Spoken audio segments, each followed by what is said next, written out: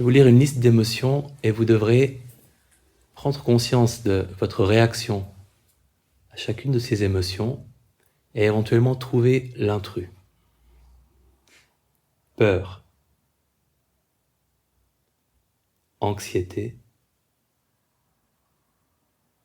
colère,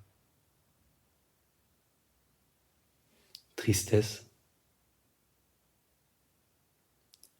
honte, culpabilité, désir.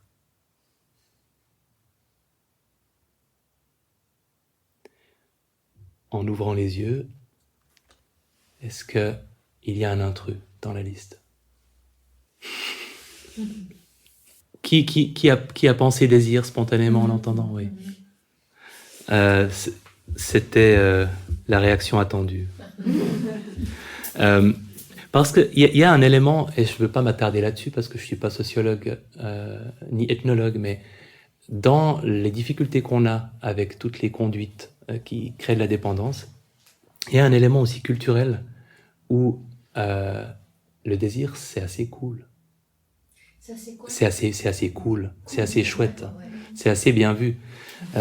D'ailleurs, je reçois régulièrement des emails qui me proposent d'augmenter le mien, souvent dans la catégorie spam. Donc, clairement, c'est quelque chose qu'on cherche à augmenter. Je ne reçois pas les emails qui me proposent d'augmenter ma peur ou mon anxiété ou ma culpabilité. Et il y a eu, je pense à mai 68, je pense à ce moment où on a rejeté les excès du puritanisme qui disait que trop manger c'était mal, que trop faire l'amour c'était mal, que trop...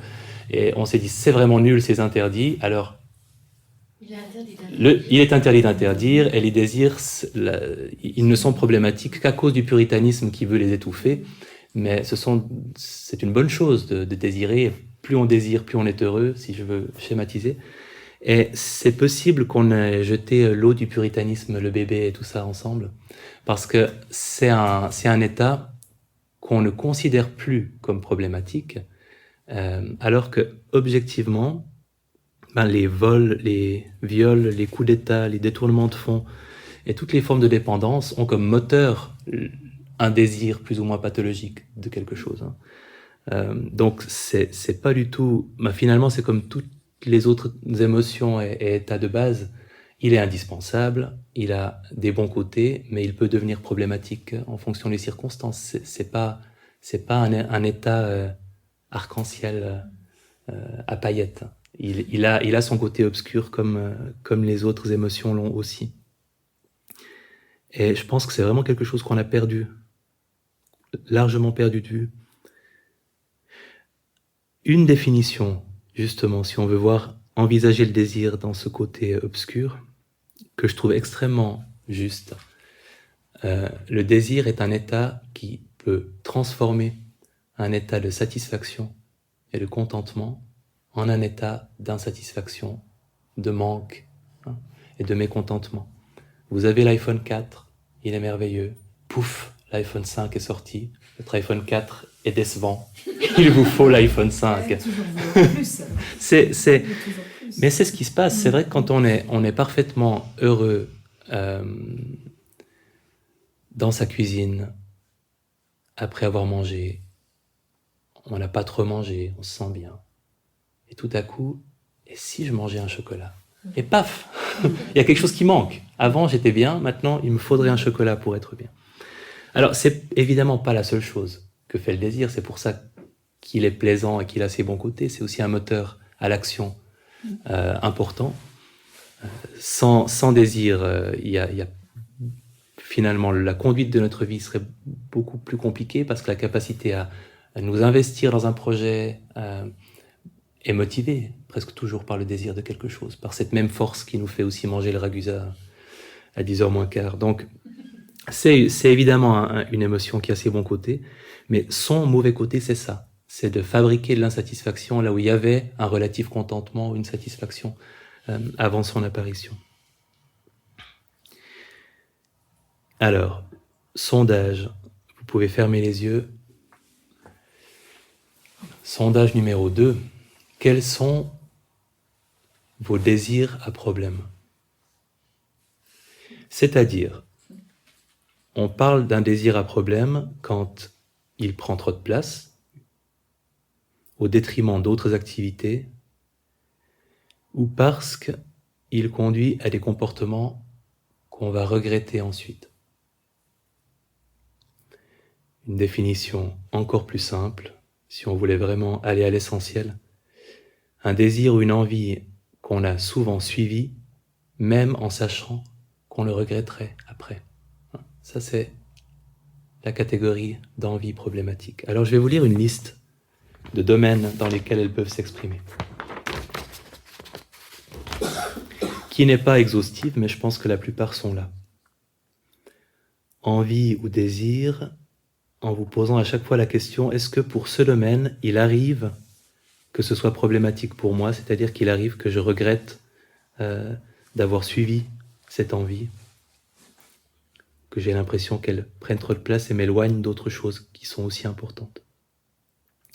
Envie de nourriture, envie d'argent, envie de travailler, envie de sexe ou pornographie, envie de drogue, envie de cigarette,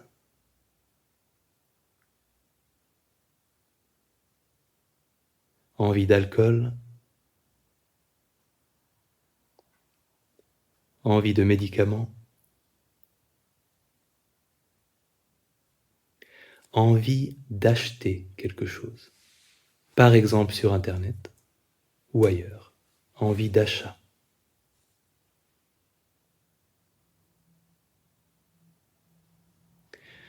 Envie de jeu au sens de jeu d'argent, jeu de hasard.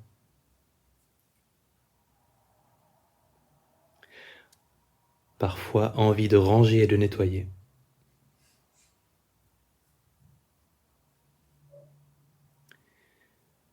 Envie de regarder la télévision.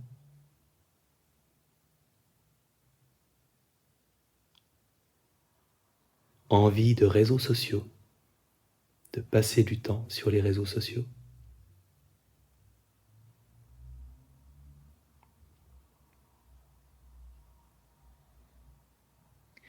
Envie de tout ce qu'on fait sur les petits et les grands écrans de toute taille. Smartphone, tablette, ordinateur.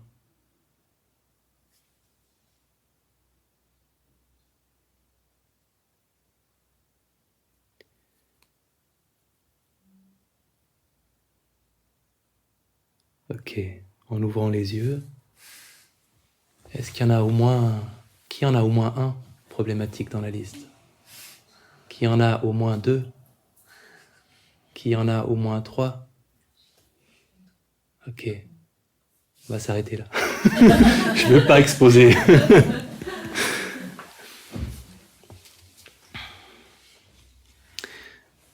Donc, on voit là que ce désir bien vu nous pose quand même quelques problèmes dans plus d'un domaine, généralement. Et on sait que les dépendances propulsées par Internet sont plus un problème de santé publique depuis 15-20 ans qu'auparavant. Donc c'est un problème psychologique qui prend plus de place qu'avant. Ce que ces dépendances ont en commun, généralement, quand elles deviennent problématiques, il y a la notion d'abus ou de binge, par exemple avec la nourriture, si on mange beaucoup d'un coup, si on passe plusieurs heures sur Facebook à la suite, c'est une notion de quantité. Quand on a des moments de transe où on consomme de l'activité ou de la chose en quantité plus importante que normalement. On a des problèmes de sevrage, on a de la peine à vivre sans cette chose. Et si vous pensez aux petits écrans et aux réseaux sociaux, il y a vraiment maintenant des personnes pour qui il y a de véritables symptômes de sevrage. Quand elles sont privées de contact avec Internet. Le binging, donc l'abus, le sevrage, la tolérance, ce phénomène de tolérance qui fait qu'on a une moindre satisfaction avec le temps pour la même quantité. Donc on a besoin ou qualitativement de quelque chose de plus intense ou quantitativement de davantage pour chercher à obtenir la même satisfaction. Petit à petit, c'est plus difficile de l'obtenir. Et ce qu'elles ont en commun, c'est qu'elles font toutes travailler le même circuit neuronal de la récompense. C'est vraiment la même chose. Pour beaucoup de ces activités, si on fait un scan de ce qui se passe dans le cerveau, il y a pas forcément de grande différence. C'est toujours le même circuit qui s'active, ce circuit de la récompense. Alors pour donner juste quelques informations pour nourrir l'esprit et peut-être même la faim de l'esprit, on sait que le sucre, par exemple, contribue à un problème de santé publique, qu'on en consomme trop. Mais le sucre active le circuit de la récompense de la même façon que la cocaïne. Et en fait, les rats, ces pauvres rats, quand on pense, tout ce qu'on leur fait subir, les rats auxquels on donne une solution contenant de la cocaïne et une solution contenant du sucre préfèrent le sucre à la cocaïne. Et le circuit de la récompense est activé de la même manière quand on étudie le cerveau de dépendants à des drogues. Quand ils voient en fait des images qui évoquent leur drogue de prédilection, il y a une réaction qui est un marqueur typique, parce que cette réaction sera différente, je crois, en termes d'intensité, entre une personne dépendante et une personne non dépendante. Donc un consommateur occasionnel de cocaïne, si on lui montre de la cocaïne, il n'aura pas la même réaction dans son cerveau que quelqu'un qui est complètement dépendant. Et c'est vrai pour tous les autres produits qui peuvent créer de la dépendance. Et on a comparé l'activité dans le cerveau de personnes qui se disent dépendantes du sucre ou qui ont un problème de consommation de sucre quand on leur montrait des images de milkshake et celles de dépendants à des drogues quand on leur montrait l'image de leur drogue. Et c'était tout à fait comparable à ce qui se passait dans le cerveau.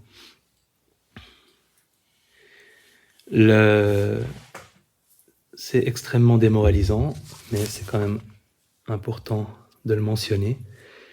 Pour la dépendance à la pornographie, c'est aussi comparable à toutes les autres dépendances. Donc l'effet sur le cerveau est le même.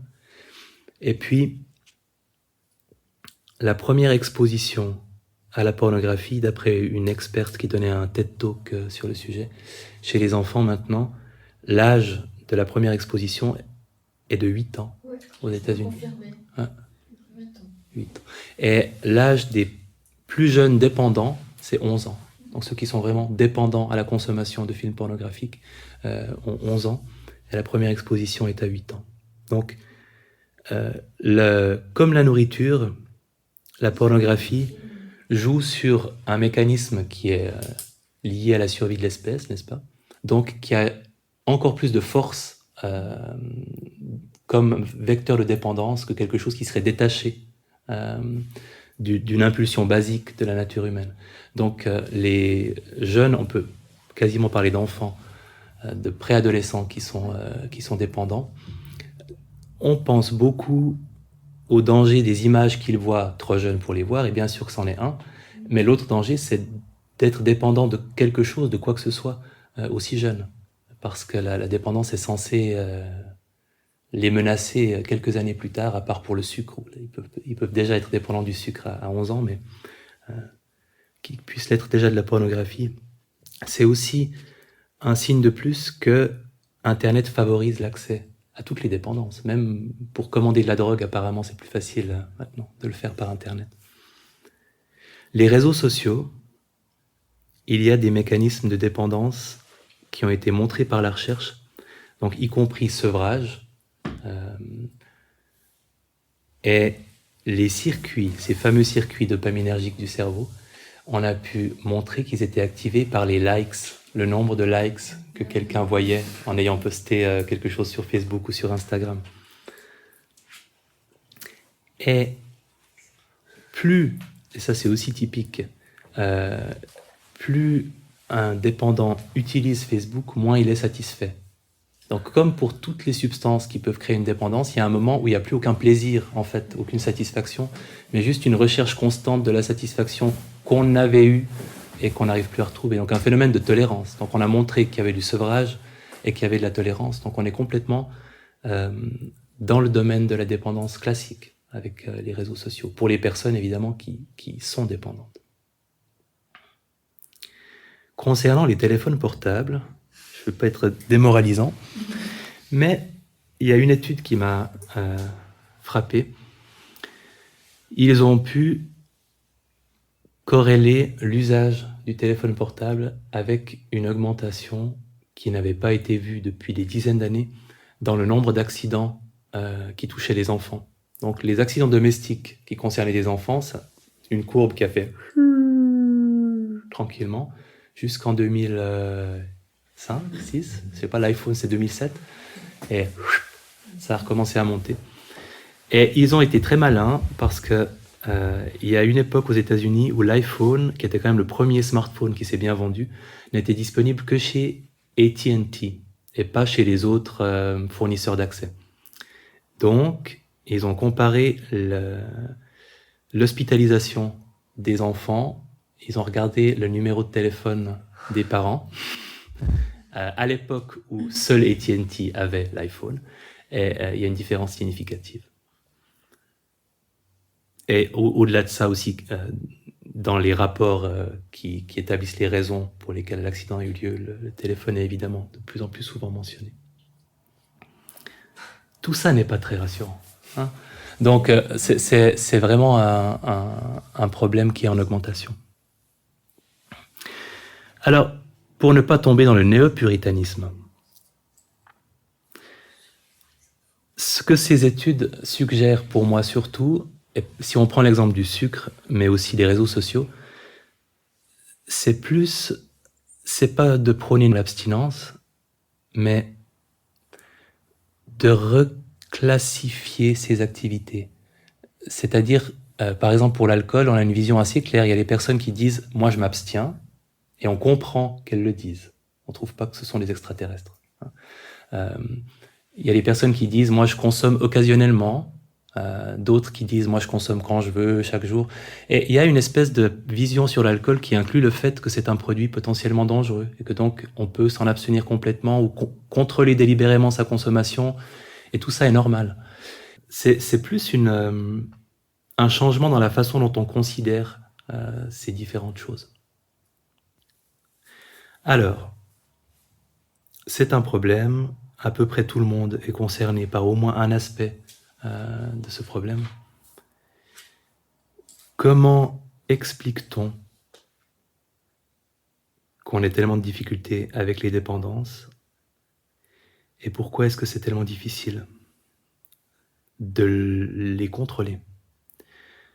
Alors, je viens de lire un livre sur la dépendance et la pleine conscience, et il explique ça, je trouve, très simplement. D'abord, on fait quelque chose qui est agréable. Par exemple, on mange un truc sucré et on trouve que c'est bon. Et jusque-là, pas de problème. Après, on se rappelle que c'était bon quand on mangeait un truc sucré. Et quand on vit quelque chose de désagréable, on se dit « Ah, mais il y avait ce truc qui m'avait fait du bien. » Donc, on a une utilisation secondaire du moment de plaisir, c'est qu'on l'utilise pour diminuer l'impact d'un moment de stress. Et ça va nous pousser à utiliser de plus en plus ce système qui marche bien. Et si c'est le sucre ou si c'est ces autres activités-là qui enclenchent ce circuit de la récompense, c'est bien pour ça qu'on les a trouvés agréables d'ailleurs, la première fois qu'on les a pratiqués, il y aura ce phénomène de tolérance qui va faire que ce sera de moins en moins satisfaisant si on plus on l'utilise en fait, souvent, en relation avec des moments de stress, moins ça nous apportera le plaisir que ça nous avait apporté au départ quand on l'avait simplement pratiqué sans que ce soit en réaction à de l'insatisfaction. Et après, on en prend conscience de ce problème et de cette absence de satisfaction. Mais on continue. Pourquoi ?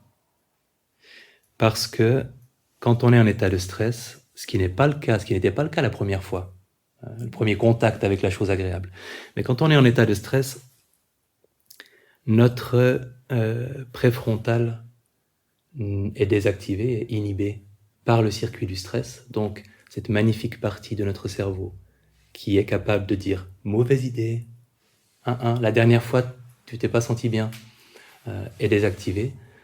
Donc on va vers les réponses les plus automatiques, les plus pratiquées, les plus classiques, les plus archaïques, plutôt que de réfléchir à ce qui nous conviendrait vraiment. Les mauvaises habitudes, ou les habitudes tout court en fait, l'emportent sur les nouvelles possibilités, et on n'a pas la capacité de trier entre les bonnes impulsions et les mauvaises impulsions. Une des conséquences aussi du fait qu'on n'a pas de réel contrôle quand on est dans un état de stress sur les impulsions, sur les envies, je pense que ça brise le mythe du contrôle total qu'on a sur nous-mêmes. Et donc ça peut aussi là créer une relation différente à ce qui nous pose problème. Par exemple, on peut choisir en effet de ne pas entrer dans une boulangerie si on sait que d'y entrer nous expose à un achat qu'on regrettera ensuite. Ces attitudes d'évitement, en fait, où on se dit c'est pathologique quand même, je devrais être capable d'entrer dans un supermarché, d'aller au rayon pâtisserie du supermarché, c'est absurde que je l'évite volontairement.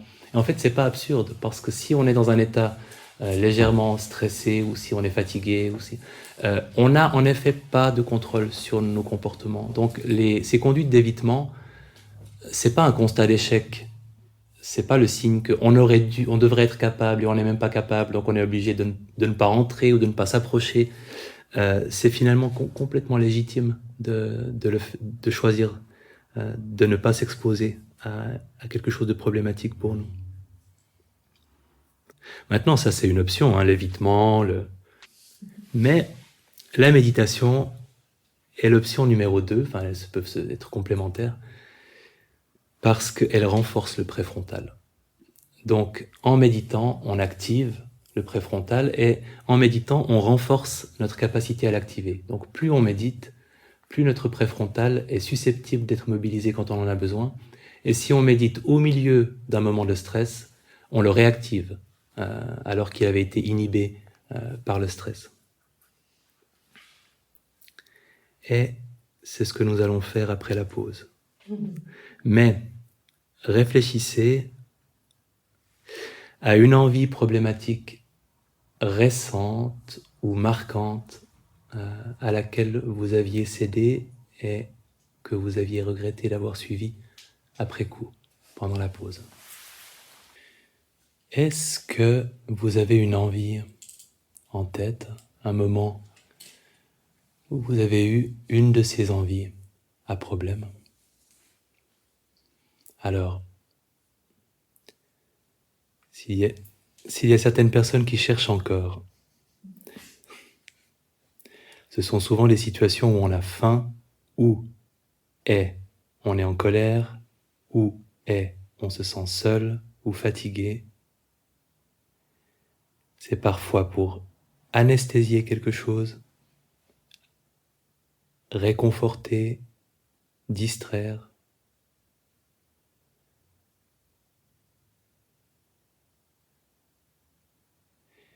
Quand vous avez une situation à l'esprit, prenons le temps de vous rappeler de l'endroit où vous étiez, des circonstances.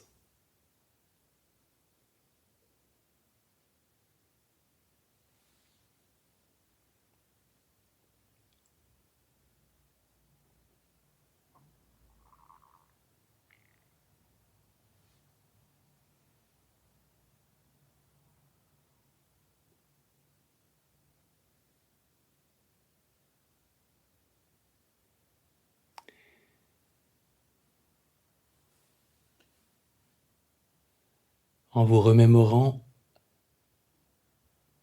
peut-être l'instant où cette envie, avant de lui avoir cédé, où cette envie était la plus forte. Un moment où vous n'aviez pas encore cédé, mais où l'envie était la plus forte. Est-ce que vous pouvez vous remémorer de comment c'était pour vous?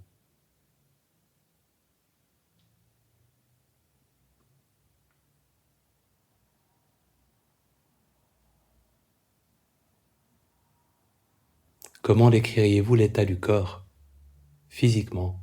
Quelle sensation ou quel état du corps?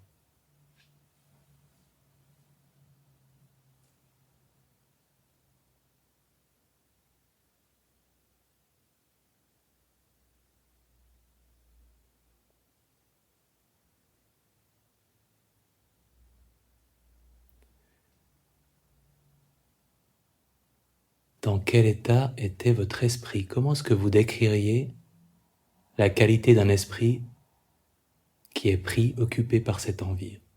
Comment est-il? Comment sont vos pensées?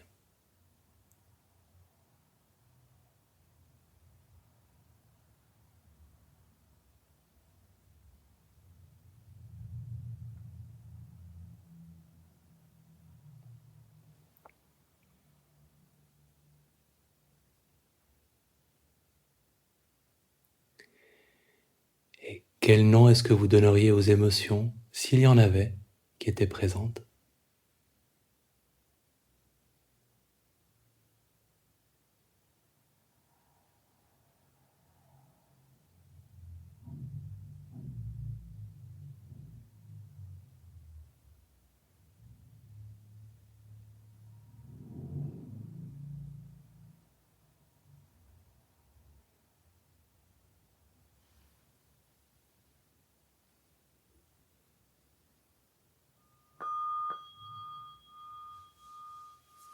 Comment est-ce que vous décririez les sensations ou l'état du corps?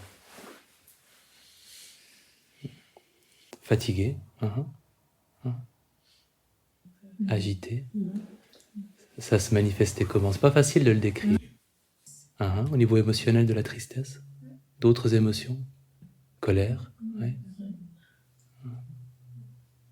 Déception? Oui.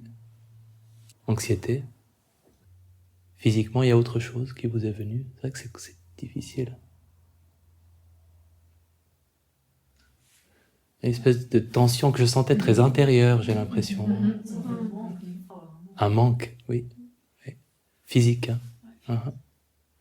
Et intéressant, la qualité de l'esprit. Comment était l'esprit? Au niveau des pensées, vraiment l'aspect cognitif.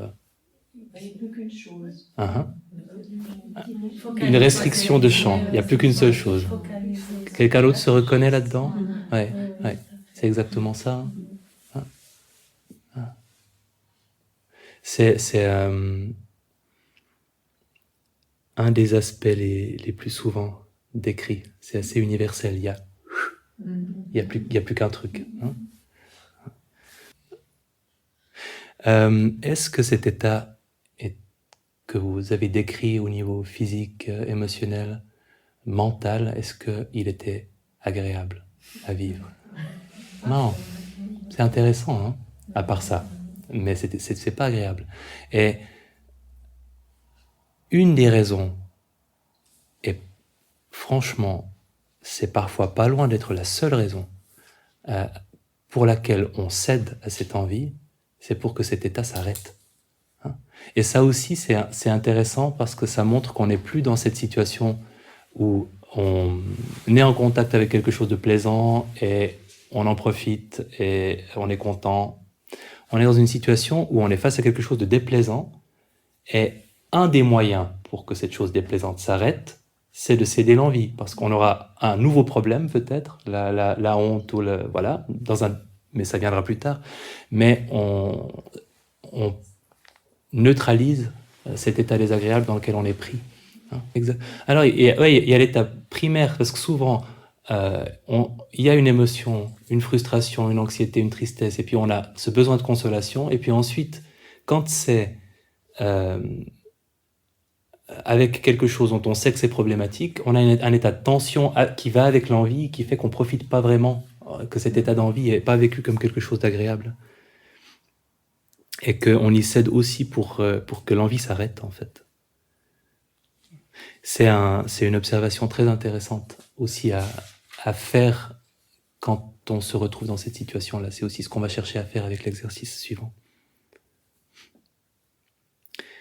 Alors, si vous trouvez que ce premier souvenir est un peu usagé, vous pouvez en choisir un autre, ou si vous trouvez qu'il a toujours un bon punch, vous pouvez le reprendre pour l'exercice suivant. Un exercice qui s'appelle « Surfer sur les désirs ». Vous pouvez prendre une position agréablement méditative, assise.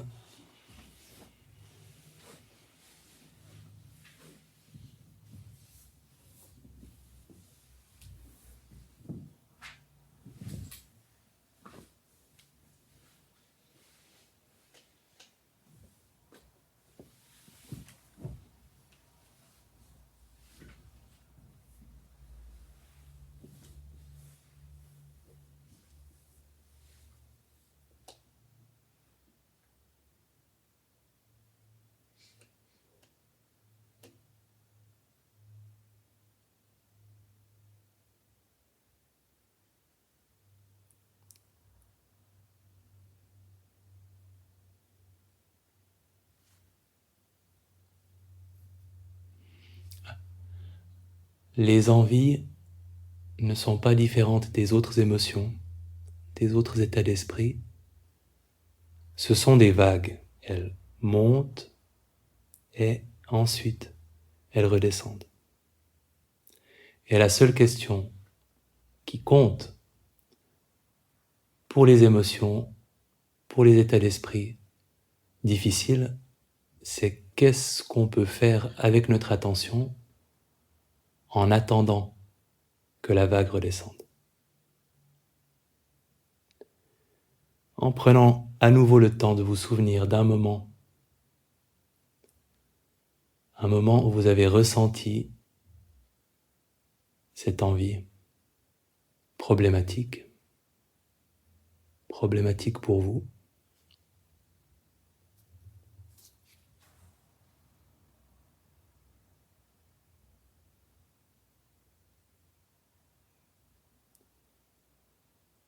En vous remémorant un peu l'histoire, ce qui vous a conduit à être dans cette situation, ce qui s'est passé peut-être juste avant.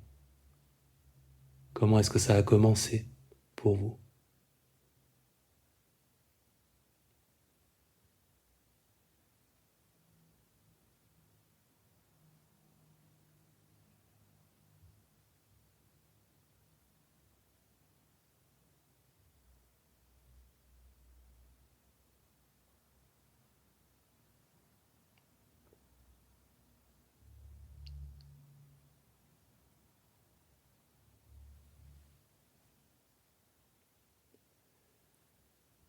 Et en vous rappelant à nouveau de l'instant où cette envie était la plus forte.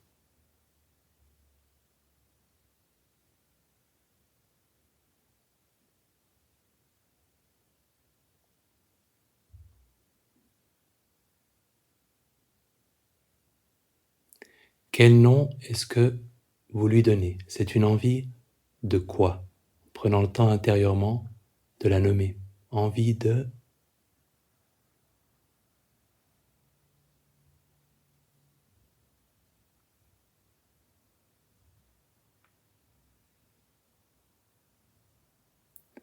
Et à cet instant où elle est la plus intense, si vous évoquez à nouveau ce moment précis,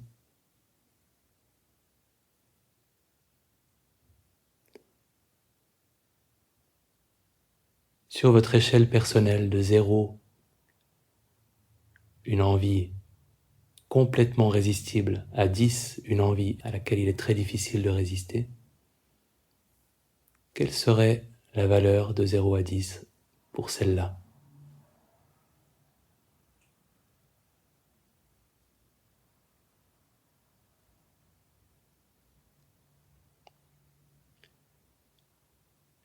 Et en prenant conscience, avec autant de curiosité et de précision que possible, de la façon dont cette envie se manifeste physiquement, de la façon dont elle s'est manifestée dans le corps.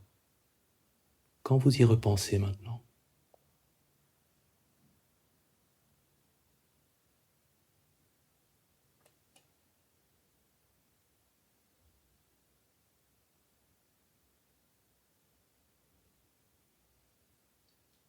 est-ce qu'il y a un endroit dans le corps où la sensation est plus présente ?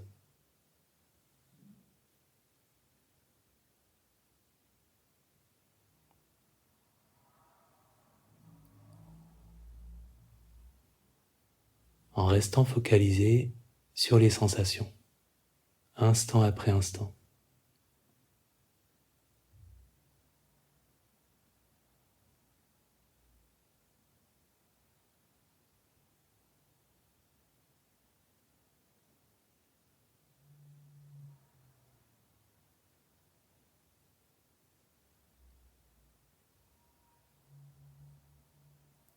Est-ce que cette vague de sensations est montante? Est-ce qu'elle est descendante en intensité?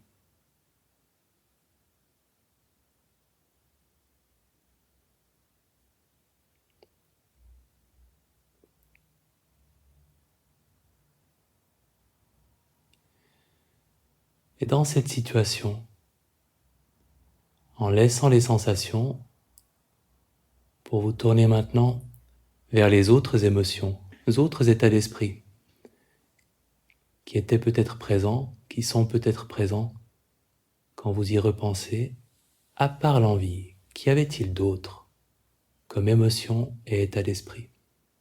Prenons le temps de les nommer.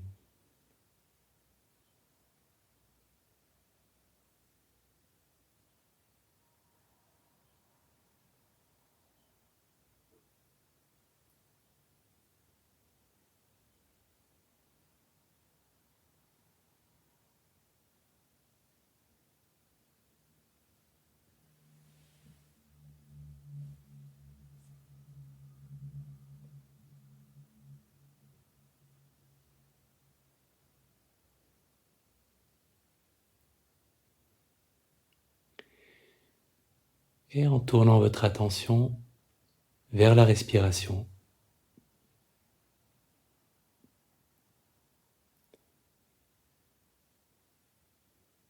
vous pouvez utiliser le comptage de la respiration ou la note mentale si ça vous aide pour que votre attention soit vraiment pleinement absorbée pendant quelques minutes par l'observation de la respiration.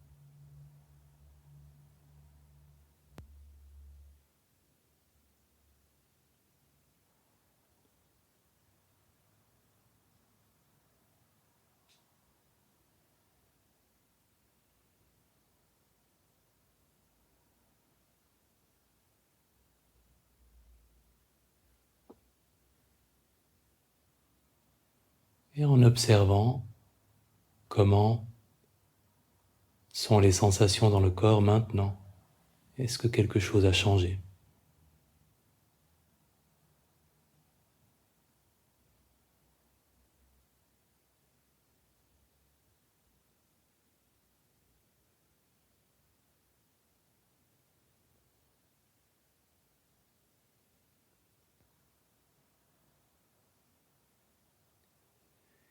Comment est la tonalité émotionnelle?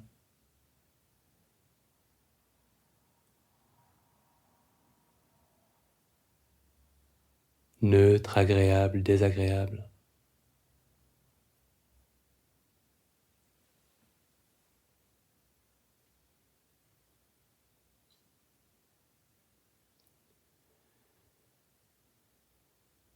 Et dans cette situation, avant de choisir comment répondre à cette envie, vous pouvez prendre le temps, en imaginant que vous êtes à nouveau à cet endroit, à ce moment où vous avez ressenti cette envie.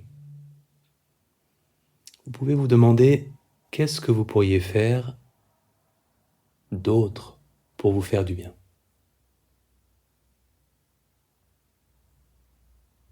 Qu'est-ce qui pourrait vous faire du bien?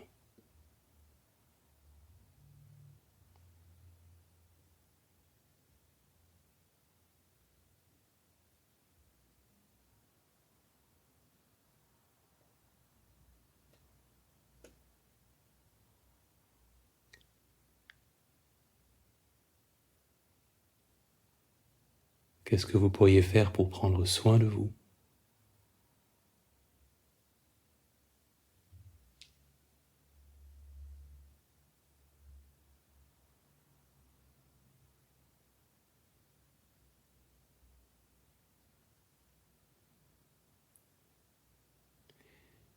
Et finalement, une question très ouverte, de quoi avez-vous vraiment envie dans cette situation?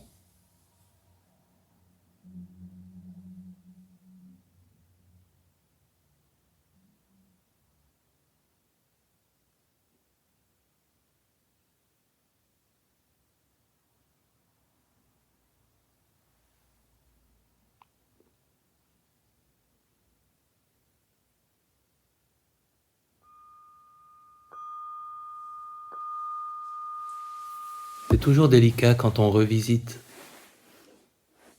et qu'on n'est plus dans le feu de l'action. Pour qui est-ce que la sensation est revenue suffisamment nettement pour que vous puissiez la sentir durant l'exercice? Okay. Parce que parfois c'est très dilué ou on retrouve rien finalement, ça peut être vide. Hein? Vous lui auriez donné quelle intensité? Quelques chiffres, moi je devais être à 7 ou 8. Ouais.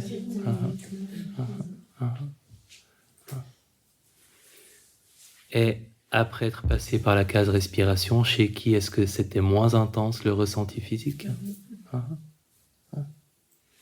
Donc finalement, c'est très proche de ce qu'on fait dans un moment de stress. Hein. On veut vraiment réactiver ce préfrontal qui est associé à la pratique méditative et qui nous rend un petit peu de lucidité ou de clarté d'esprit dans ces moments-là. C'est pas tellement différent. Simplement, on est face à un état, l'envie, qui n'est pas la même chose que quand on est face simplement à de l'anxiété ou à de la tristesse ou à de la colère. C'est encore différent pour nous. Hein. C'est une qualité différente. Mais le principe est finalement le même. On se remet dans un état un peu plus méditatif et ensuite, quand on l'a fait, on peut prendre des décisions qui correspondent plus à nos véritables besoins. Je ne vais pas vous demander quelles réponses vous sont venues à de quoi aviez-vous vraiment envie. Moi, je sais que c'était de dormir, en fait. Ça, simplement. J'avais besoin et envie de dormir. Je n'avais rien à faire dans la cuisine, devant l'armoire. Et les autres choses que vous auriez pu faire pour prendre soin de vous, ça m'intéresse peut-être d'avoir quelques idées, si vous voulez bien partager. Les autres choses que vous auriez pu faire pour vous faire du bien dans cette circonstance-là. Contact avec quelqu'un, oui.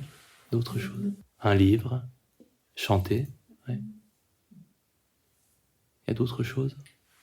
Sortir. D'autres moyens, en fait, d'obtenir la même distraction, mais avec moins de conséquences désagréables sur le long terme. C'est ce qui est merveilleux quand on s'est posé la question, c'est que rien ne nous oblige à ne pas céder à l'envie. Parce que, et ça c'est l'étape numéro 2, quand on est en pleine conscience, ça ne veut pas dire qu'on va forcément ne pas manger, par exemple, ce qu'on avait envie de manger. Mais on peut le manger avec un état d'esprit différent, avec une attitude différente. Comme le désormais célèbre exemple de mon Chokito du distributeur Selecta de Fribourg le montre, le même Chokito mangé une fois en parfaite absence était très désagréable, surtout après, mais même pendant. Et puis quand je l'ai mangé en assumant, en ayant vraiment envie de le manger et en le savourant, c'était une bonne expérience. Donc c'est extrêmement important en fait, parce que si on se limite à cette notion de contrôle de l'envie, c'est pas suffisant. C'est important de pouvoir surfer sur les envies et de pouvoir sortir de cet état-là, ne serait-ce que parce que cet état est désagréable et qui va nous empêcher de profiter vraiment de ce qu'on va manger après. Donc ne serait-ce que par égoïsme épicurien, se sortir de cet état de transe de l'envie, c'est quelque chose de très positif. Mais ça ne nous empêche pas forcément d'y céder. Mais ensuite, on y cède en pleine conscience. Et c'est ce que j'aimerais vous proposer maintenant. Et en prenant la nourriture dans la main et avec vos yeux en appréciant, et les yeux seulement pour commencer.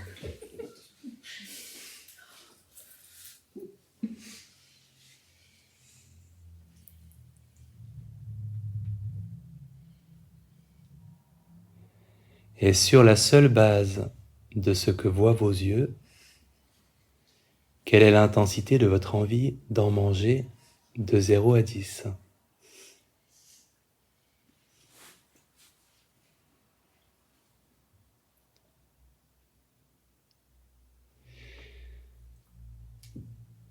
Le nez,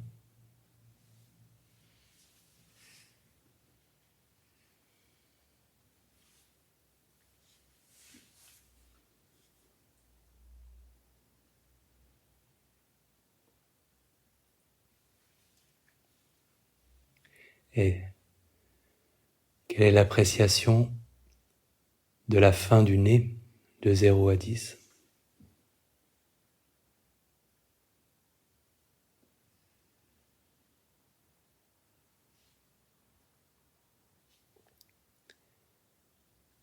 Et une première bouchée, en appréciant de façon fine et précise le goût, la forme,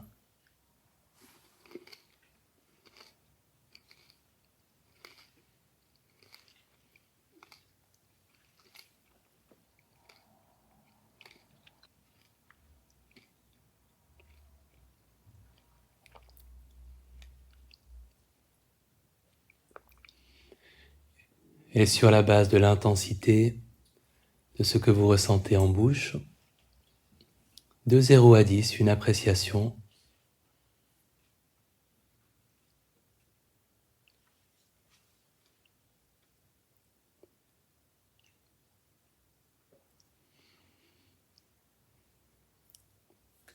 quand vous avez avalé, prenant conscience de l'estomac,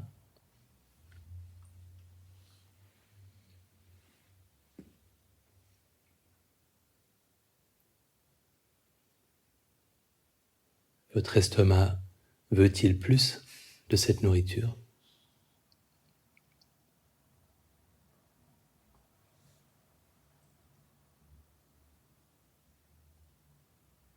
En appréciant la réaction des cellules du corps, est-ce que vos cellules en veulent plus ?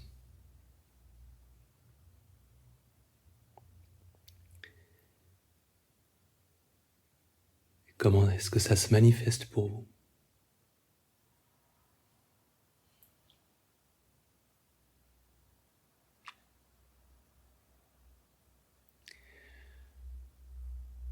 Que dit l'esprit sur cette nourriture ? Quelle est son évaluation, son jugement ? Quels sont ses conseils ?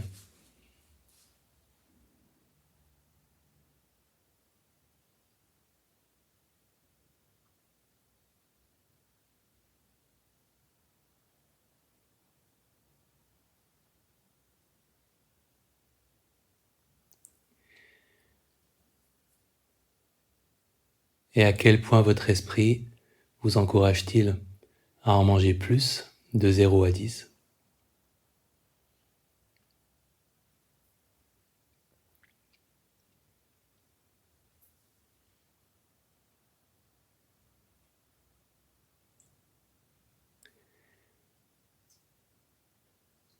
Et le cœur, la faim du cœur. À quel point cette nourriture peut-elle vous apporter du réconfort, du bien-être,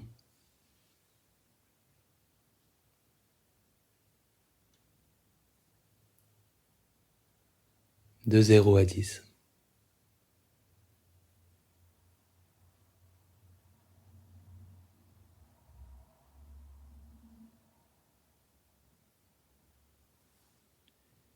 Et regardant à nouveau, appréciant à nouveau la fin des yeux,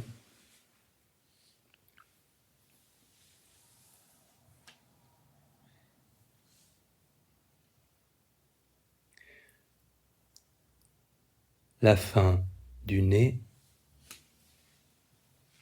Est-ce qu'il y a une différence?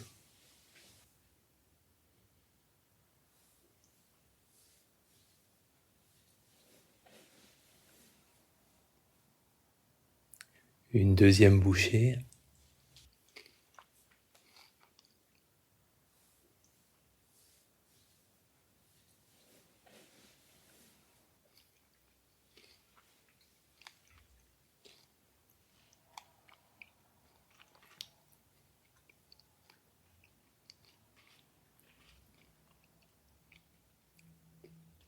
Comment est l'intensité de la satisfaction en bouche?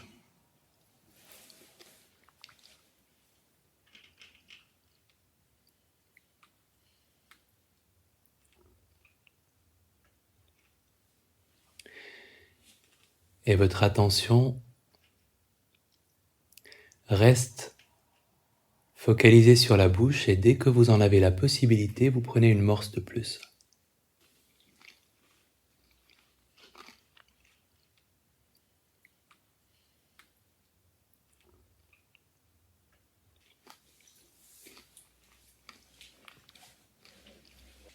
Et avec cette troisième morse, en l'appréciant à nouveau, comment est le goût, comment est l'intensité de la satisfaction en bouche? Et dès que vous en avez la possibilité, en prenant courageusement une quatrième morse.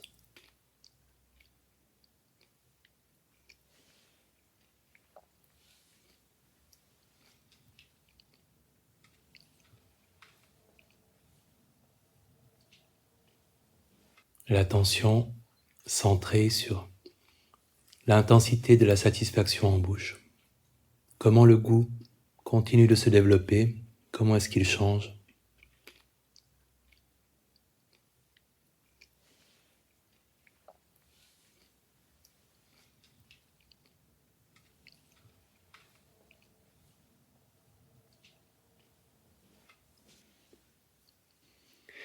Et vous avez la possibilité optionnelle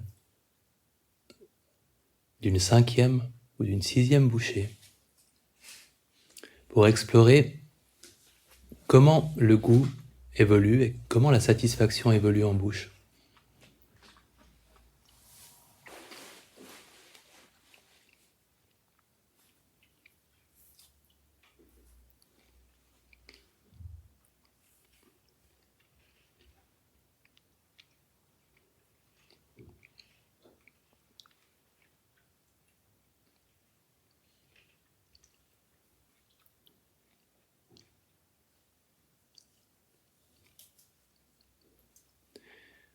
Et comment est la satisfaction en bouche maintenant? Qui a vécu quelque chose de similaire, c'est-à-dire un épuisement assez rapide de l'intensité du goût? Moi, c'était aussi le cas.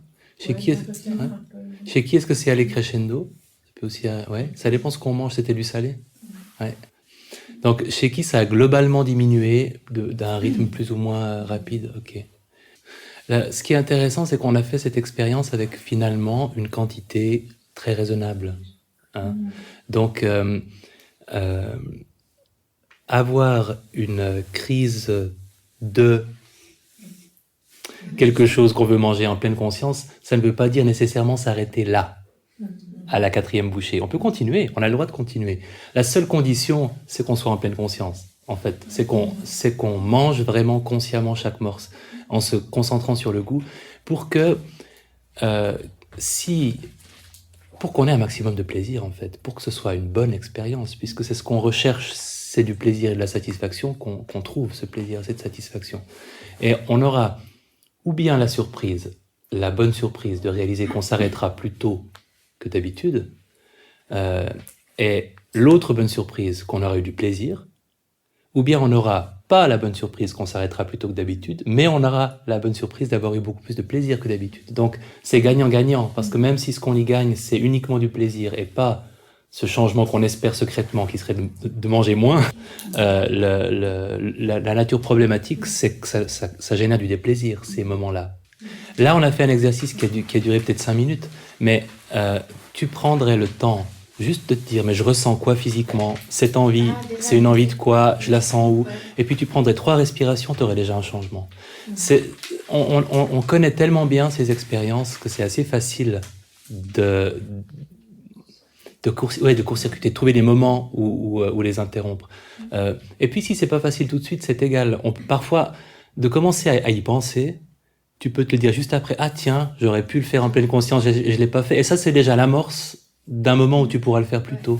À partir du moment où tu t'investis dans cette idée-là, à un moment ou à un autre, ce sera possible.